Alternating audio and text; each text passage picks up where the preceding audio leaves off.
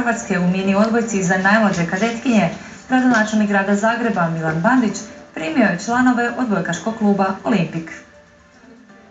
Najmlađe članice Zagrebačkog odbojkaškog kluba Olimpik odradile su težak posao, koji su na kraju, zahvaljujući odličnoj organizaciji klubskog stručnog tima i disciplini igračica, uspješno završile osvojivši naslov prvakinja Hrvatske. Mi smo klub koji djeluje nekih 8 godina i ovo je prvi put da smo tako postigli veliki rezultat.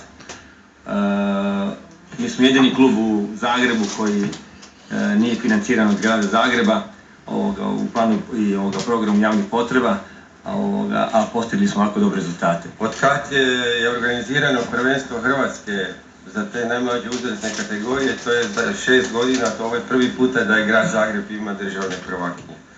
Znate i sami da u odbojci su još jedino ove godine seniorke mladosti prvakinje, znači evo Olimpik i ove najmlađe, to je generacija, prvakinje su Zagreba već 3 godine, prvakinje regije su i eto sad su i državne prvakinje. Jako puno truda kao što mi ulažemo, jednostavno ovo je neizostavan dio priče. Znači kako smo se mi spremali za prvenstvo Zagreba, regije i države na državnom, kakav smo stručni tim imali, koliko smo tamo se trudili.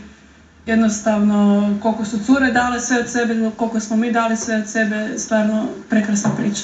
Nažalost, unatoč izvrsnom rezultatu i ovaj se klub našao u financijskim poteškoćama. No, zahvaljujući rezultatima koji su prepoznati od strane gradske vlasti kao i resornog ureda, zagrebački gradonačelnik im je odlučio pomoći. Ono je zarađenje, kad neko osvoji prvo mjesto i u spavanju, to je velika stvar, a nema odbojice. Ovdje se kuju nove prvakinje Hrvatske. Pomoć koju su dobili od gradonačelnika svakako će im dobro doći za nastavak njihove uistinu blistave karijere. Poštovani gledatelji,